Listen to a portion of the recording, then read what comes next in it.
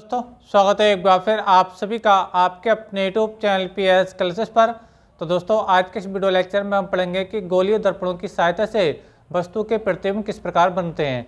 तो आज स्टैंड बिना किसी देरी के शुरू करते हैं वीडियो लेक्चर को, समझते हैं पूरी बात को। तो चलिए स्टार्ट करते हैं। तो बच्चों पहले हम बात करेंगे कि जब वस्तु दर्पण से अनंत दूरी पर रखी होती है तो प्रतिबिंब की स्थिति क्या होती है और कैसे बनता है। तो चलिए समझते हैं इस चीज़ को।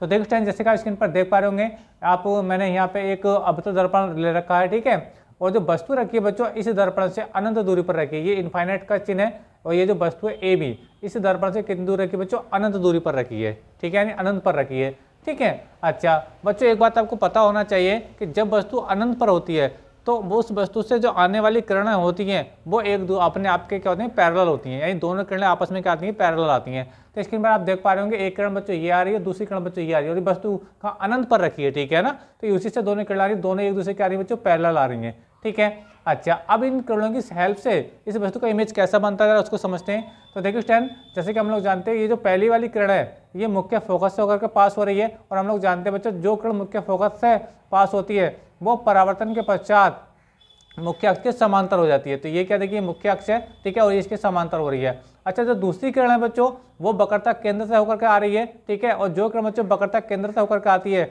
वो जिस मार्ग से आती है उसी मार्ग से वापस लौट जाती है, ठीक है। तो दोनों किरणें बच्चों कहाँ काट रही है बच्चों, दोनों किरणें इस पॉइंट पर काट रही हैं, ठीक है, जिसको मैंने ए डैश नाम दिया है।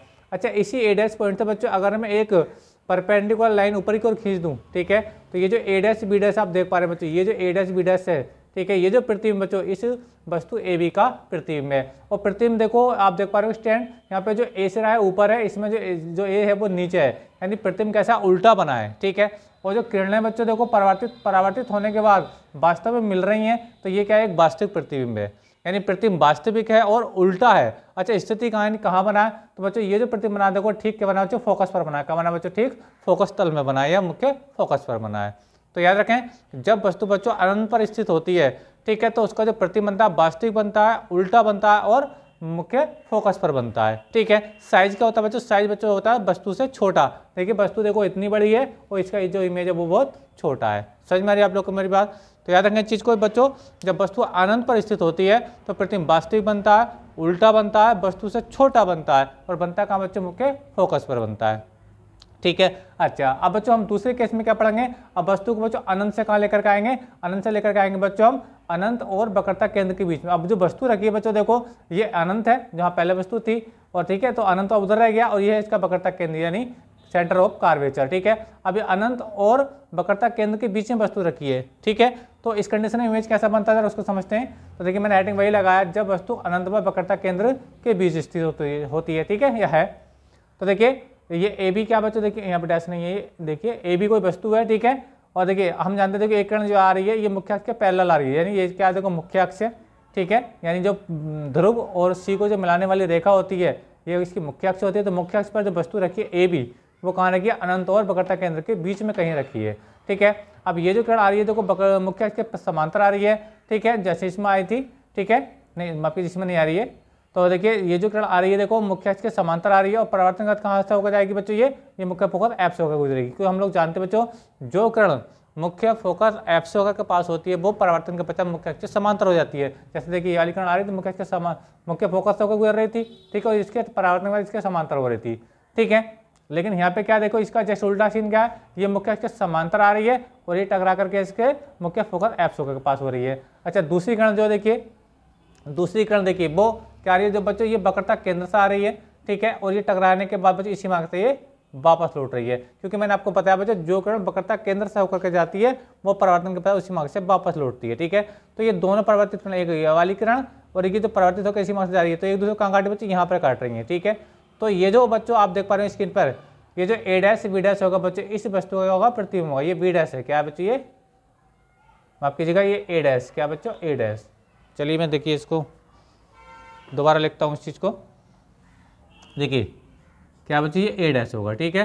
तो ये जो ए डैश बी डैश होगा बच्चों इस वस्तु ए बी का क्या होगा, वास्तविक व उल्टा प्रतिबिंब होगा। उल्टा कैसे देखिए, इसमें ए पॉइंट ऊपर है, इसका ए पॉइंट क्या बच्चों नीचे है, ठीक है, समझ में आ रहा आप लोग में। तो ये जो वस्तु का जो प्रतिबिंब बच्चों ए डैश बी डैश, ठीक है, वास्तविक है, उल्टा उल्टा कैसे देखिए, इसमें ए सिरा ऊपर, इसमें ए सिरा क्या बच्चों नीचे की ओर है, ठीक है। प्रतिबिंब बन कहाँ रहा बच्चों, प्रतिबिंब बनना है वक्रता केंद्र और फोकस के बीच में बनना है। जो एफ है मुख्य फोकस है और सी क्या वक्रता केंद्र है, तो इसके बीच में प्रतिबिंब बनना है। ठीक है, और प्रतिबिंब बच्चों देखो साइज में क्या देखिए, वस्तु से अभी भी छोटा है, ये वस्तु है और ये प्रतिबिंब बहुत छोटा है। समझ में आ रहा है? तो प्रतिबिंब यहाँ भी छोटा बनाता है, प्रतिबिंब यहाँ भी छोटा बनाता है। समझ में आ रहा है आप लोगों को मेरी बात? तो यहाँ जो प्रतिबिंब बना था बच्चों मुख्य फोकस में बना था, और यहाँ जो प्रतिबिंब बना बच्चों फोकस और वक्रता केंद्र के बीच में बना है। वास्तविक उल्टा बना है और वस्तु से छोटा बना है। ठीक है, और स्थिति कहाँ है इसकी, फोकस और केंद्र के बीच में है। ठीक है, अच्छा अब बात करेंगे बच्चों इसकी तीसरी स्थिति की, जब वस्तु कहाँ हो बच्चों, वक्रता केंद्र पर हो, यानी इसके सेंटर ऑफ कार्वेचर में वस्तु हो, तो इमेज कैसे बनता है उसको समझते हैं। तो देखिए तीसरा पॉइंट बच्चों ये है, देखिए ये इसका वक्रता केंद्र है, ये सी, मैं लिख देता हूँ इस चीज को, ये वक्रता केंद्र सी। ठीक है, अब देखिए यहाँ पे ये वस्तु रखी है, कौन सी, ये ए बी वस्तु रखी है, ए बी। ठीक है, अब देखिए एक किरण बच्चों यहाँ चल रही है, जो मुख्य अक्ष समांतर चल रही है, वही टकराकर मुख्य फोकस एफ के पास होगी।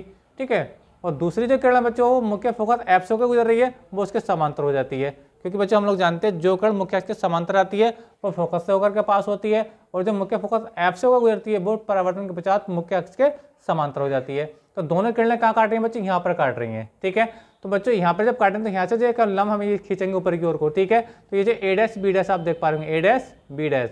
ठीक है, ये ए डैश बी डैश क्या होगा बच्चों, इस वस्तु ए बी का प्रतिबिंब होगा, और इस स्थिति में जो प्रतिबिंब बनता है बच्चों वास्तविक बनता है, उल्टा बनता है, और बच्चों सेम साइज का बनता है। जितनी बड़ी वस्तु होती है उतनी बड़ा क्या होता है, प्रतिबिंब होता है।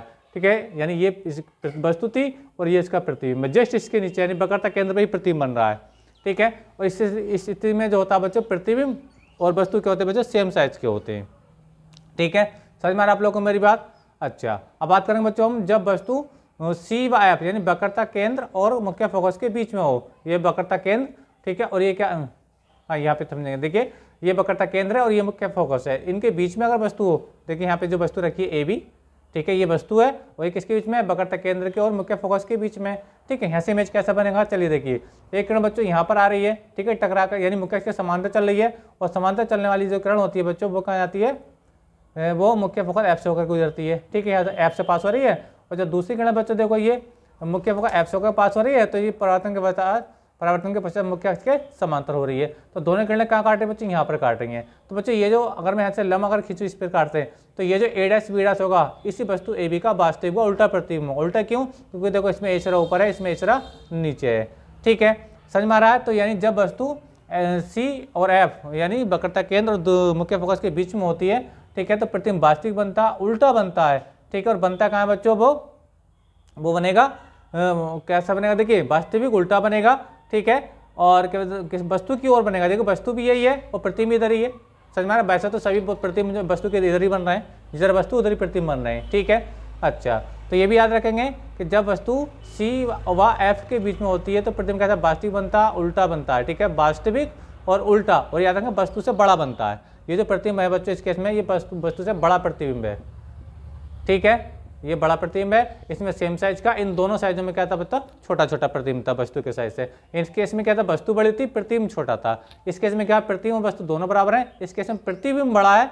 ठीक है, प्रतिबिंब जो ए डैश, ठीक है, जो ए डैश बी डैश है वो बड़ा है और जो वस्तु ए बी है वो छोटी है। ठीक है, अच्छा अब बच्चों हम बात करेंगे जब वस्तु कहाँ हो बच्चों, मुख्य फोकस पर हो। बच्चों जब वस्तु मुख्य फोकस पर होती है, ठीक है, तो उसका जो प्रतिबिंब बनता है बच्चों वो कहाँ बनता है बच्चों, अनंत पर बनता है, क्योंकि किरणें देखो एक दूसरे को काटती नहीं है, तो परावर्तन के बजाय एक दूसरे क्या हो रही है बच्चों, पैरेलल हो रही है। क्या हो रही है बच्चों, पैरेलल हो रही हैं। ठीक है, और ये जब पैरेलल किरणें बच्चों कहीं नहीं मिलती हैं, क्योंकि जहाँ किरणें मिलती है वहाँ प्रतिबिंब बनता है, तो ये तो मिलने नहीं, जो बच्चों ऐसा माना जाता है कि जो किरणें आपस में समांतर होती हैं वो कहाँ मिलती है, अनंत पर मिलती हैं। ठीक है, तो इसका जो प्रतिबिंब बनेगा बच्चों कैसा बनेगा, कहाँ बनेगा, अनंत पर बनेगा, और ये भी कैसा बनेगा, वास्तविक और उल्टा बनेगा। ठीक है, जब वस्तु कहाँ होती है बच्चों, इसके मुख्य फोकस पर होती है।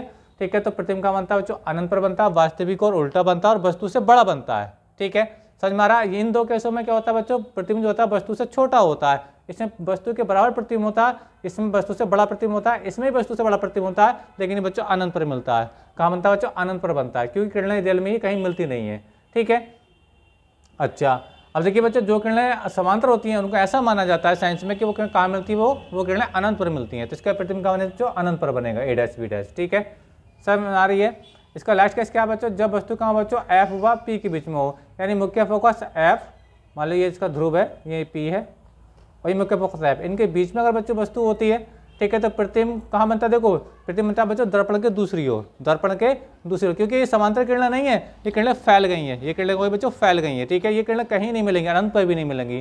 तो इस कंडीशन में जो प्रतिबिंब बनता है बच्चों ये आभासी और सीधा बनता है, आभासी और सीधा, क्योंकि किरणें वास्तव में नहीं मिल रही हैं, पीछे की ओर को इनको बढ़ाया तो मिलती हुई प्रतीत हो रही हैं, ठीक है। तो आई होप आपको समझ में आया होगा कि दर्पणों की सहायता से प्रतिबिंब कैसे बनते हैं। वीडियो लेक्चर कैसा लगा कमेंट कर जरूर बताइए। चैनल पर नए तो चैनल को सब्सक्राइब कर लीजिए। मिलेंगे नेक्स्ट वीडियो में किसी नेक्स्ट टॉपिक के साथ, तब तक धन्यवाद, बेस्ट ऑफ लक।